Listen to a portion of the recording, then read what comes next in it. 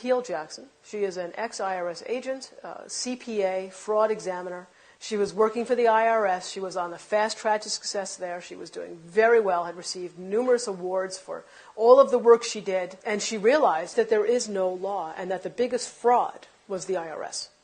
I tried to be the best at whatever I did. So when I got to the IRS, I hit the ground running. My first year in 1988, I got the Fraud Award. It's a big Shaped in Georgia award for fraud. But I got numerous awards, and my biggest one is from the IRS commissioner himself back in 1995. It was Fred T. Goldberg. One of the things that I wanted to tip you off on as far as what the IRS does before I get into the story, they had, I don't know what they're doing now, but they had what's called a Market Segment Specialization Program, or MSSP. They would take different market segments, like ministers, and try to figure out how much money you were underreporting. Let's take beauticians, for example. I'm going to audit her beauty shop. She owns the shop, and she has some people working there. Based on the assumption that the IRS has that people don't report all of their money, but they like to put all their expenses on there. So granted, all her expenses are on the tax return, and I figure out how many bottles of this and that she bought, I can calculate a dollar figure. So I'll tell Sophia, after it's all over and we're buddy-buddy, I just shock her, and I say, well, guess what? It looks like, based on my calculations, that you really brought in $80,000, but you have $50 on the tax return. So here, you owe the IRS back $30,000. What would she do? She would sign off on it. I only had 2 cases in 7.5 years where somebody actually bucked at me. People are so afraid. The government and the media have gotten you guys so afraid of the IRS that you don't even buck them. Now, mind you, she might have left some money off. Maybe there was several times where she just didn't report the cash. And maybe that's why. Maybe she has no idea how much she, quote unquote, underreported. Maybe that was it. But they always acquiesce. They got one, anybody own a laundromat, they have one that will calculate, based on your water bill, how many loads were washed at your laundromat. And the point to all of this is what they do to people, and people just acquiesce to it. When I quit the IRS in 1995, and after maybe a year of being Jim Cleaver and realizing that was just not me, I hung my shingle, which in accounting terms or business terms is you start your own business. Now, you know that picture of Uncle Sam, the one that says Uncle Sam wants you? I used that same picture, and I had it really big, and it says, Uncle Sam wants your money, but I'm a former IRS agent. I'm going to show you how to get it back. You know, the people came running. And then these people start coming to me saying, I keep hearing that we're not supposed to pay tax. Or I keep hearing that the tax law is a fraud. And like I said, I was raised differently. I never would look at that person and say, you're a cuckoo.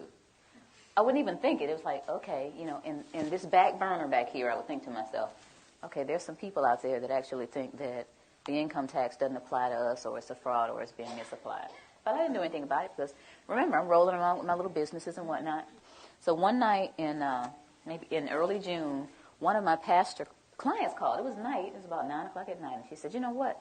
I think it was maybe a Wednesday night, after her Wednesday night service. She said, I've got this parishioner that just keeps bugging me about this income tax. She's talking about that we're not liable for the income tax, and she wants to talk to you. Can I give this lady your telephone number?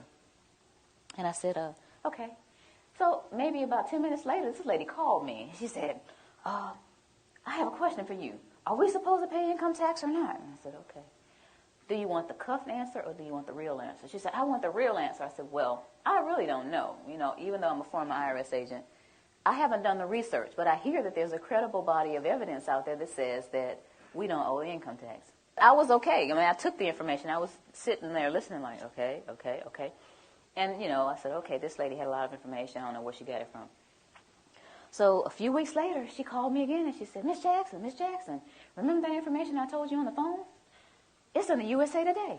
Pull it up on the internet. Okay, so I got the USA Today. It was July 7th, 2000. And it says, Dear we the people, most citizens are not required to file an income tax return. The 16th Amendment to the Constitution is a fraud. And if you file, you waive your Fifth Amendment rights. I said, okay, that's some of the stuff she was saying. Now, this is a lot of reading. But I kept reading because I was very interested, you know, being a CPA and into fraud and all that. I wanted to see what was going on. So here in the third column, it says no one has been able to collect the $50,000 reward offered by Bill Conklin to anyone that can identify the section of the Internal Revenue Code that makes a typical worker liable for the income tax. I'm serious about winning is $50,000. Okay, so it's at my desk. Basically, I just shoved everything off my desk and got the codes out, the regulations out, the tax guide I got on the internet to look at the Cornell University site, all these different things, and I started researching. And 2 weeks later, I said to myself, oh my goodness, we have a problem here. It doesn't look like I'm going to win this money. And I was sitting there at my desk thinking, this thing is a fraud. 2 weeks it took me to sit there and realize that. I didn't just look at the positive, I looked at the negative, I looked at the IRS site. All these things are going on. This thing is a fraud. Being a CPA and a former IRS agent, I sat there at the desk, I was by myself, and all these thoughts started going through my head. The first thought was, now I'll finally open up the codes and regulations. Because see, at the IRS, they trained us with these little guides. We didn't use the codes and regulations. We would get one of these, and you would have to read it, understand it, and pass this little test. And all these little guides that I got, I read them, and I made A's on all my tests. And I thought, and I guess the rest of the agents in training thought, that the information that was in here was the same that was in those thick codes and regulations. But it's not necessarily the same. The things that are in these training manuals are not necessarily the same thing as in the codes and regulations. I learned that in my studying. In the time that I was doing the research, I also learned about the pocket commission.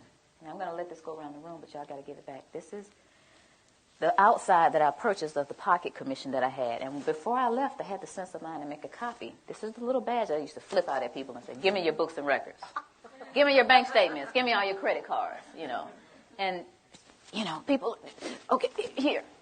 Even the counties, I go to the county, do it. I go just about anywhere and flip this little thing out and get whatever I want. There's a lot of power nuts out there doing that, guys. Y'all know it. Half of you already know about it. There's an enforcement pocket commission, and there's a non-enforcement pocket commission. And I started looking back at this thing. It has SER, Southeast Region. First of all, I'll read it. It has my picture up here, and it says, Sherry Jackson, whose signature and picture appear above, is duly commissioned as Internal Revenue Agent and has authority to perform all duties conferred upon such officers under all laws and regulations administered by the Internal Revenue Service, including the authority to investigate and require and receive information as to all matters relating to such laws and regulations. And it has SER and some other numbers and an A. And based on this Internal Revenue Manual, A means administrative. So I'm an administrative clerk out there on the front lines. And I'm an administrative clerk with a non-enforcement pocket commission. Okay, so I'm starting to get angry here. Starting to think about I had to take bribes and get little tape recorders taped to my body and the little microphones on me and go in and take bribes from people. But, thinking about stuff like that, what they got me out here, and I'm thinking I really have authority. And this is administrative, non-enforcement pocket commission. That was one of the other things I thought about. And then I thought about, and I found out, this is another issue, a levy versus a notice of levy. This is something that I didn't deal with a lot because I was an agent and I just assessed the tax. I wasn't a tax collector. I just assessed it. So this is a notice of levy. And someone said, hey, this is a notice of levy. This is what the banks get or your job or whatever. They said, look at the back of it. So I'm looking at the back of this notice of levy, and it says, Section 6331, levy and distraint. And then it says B and C. And I'm thinking, it starts off with B? What happened to A? So I looked up A. And here's A. And it says, levy may be made upon the accrued salary or wages of any officer, employee, or elected official of the United States, the District of Columbia, or any agency or instrumentality of the United States or the District of Columbia by serving a notice of levy. I'm thinking, but that's not most people. That's not the person that works at AT&T or Bell South or Coca-Cola. That's not most people. Aren't people noticing that the A isn't on here? Aren't they curious about it? Why are they doing this? All this is going through my head during this period of time, then I'm realizing that there's a rat in the camp. That's what I call it.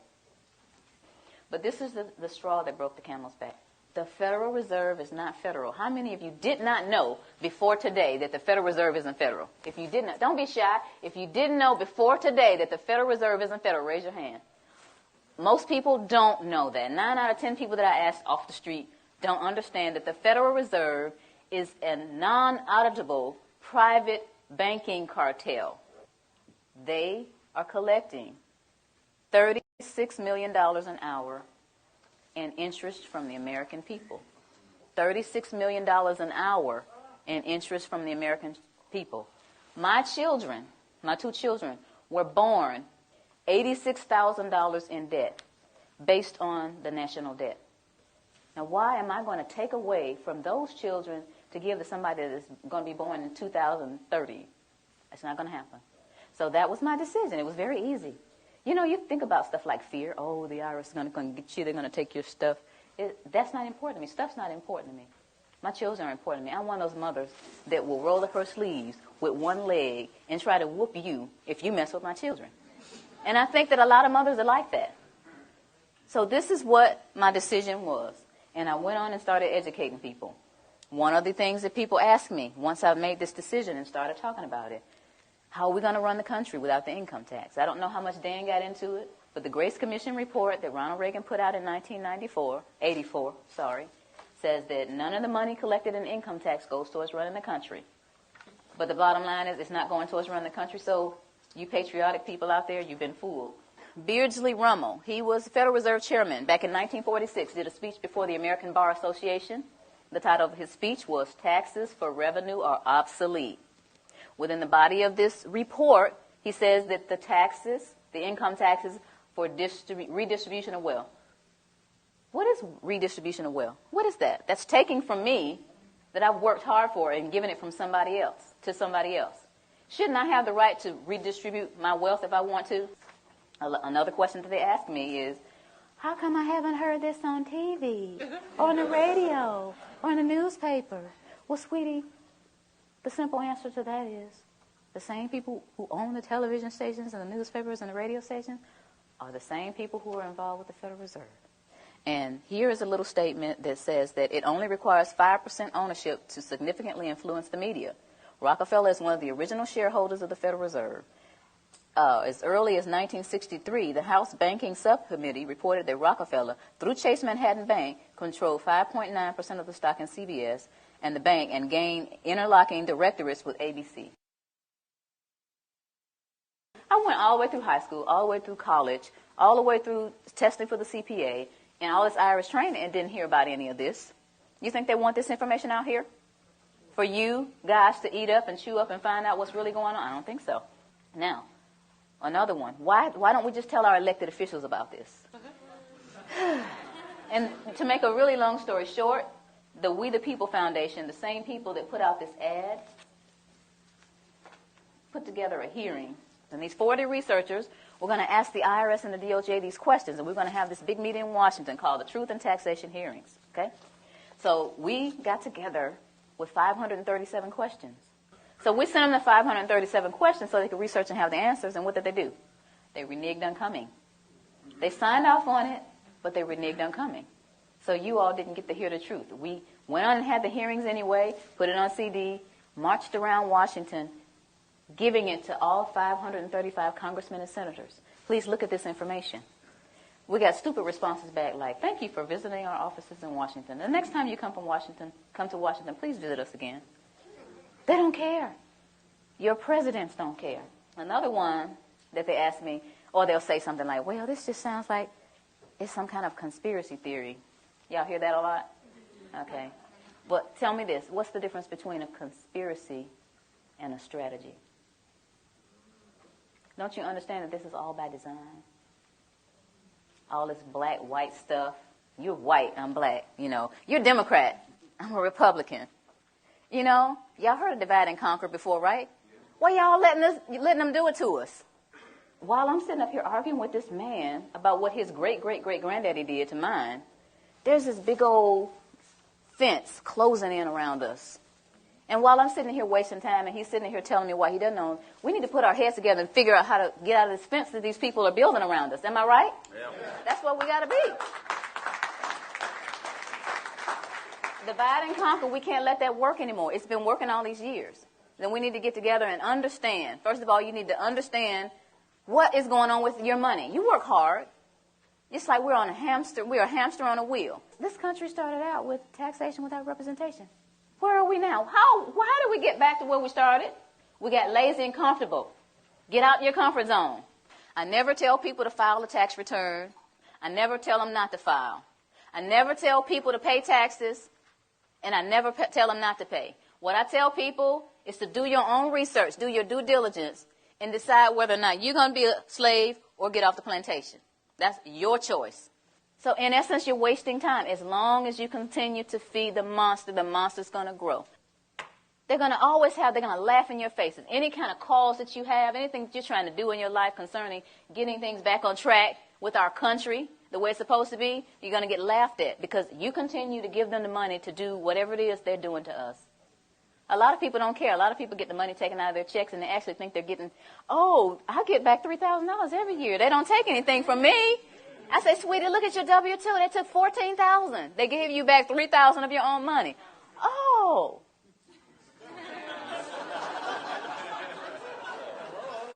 But the point is, if each of us understands where we are, who we are, and tries to do something about it, then we're going to get somewhere. This is a great country, but it's off track. And who's going to get it back on track? Yeah. Thank you. Thank you all.